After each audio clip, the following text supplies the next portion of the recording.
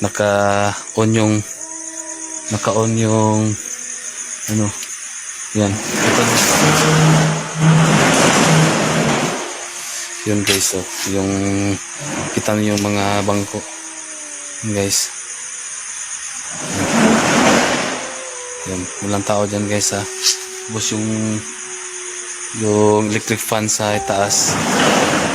Yan o. Parang may kakaiba talaga dito guys. Yan, kita nyo. Yan guys o.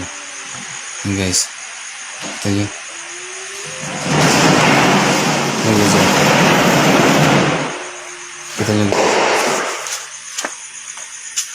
So, grabe yung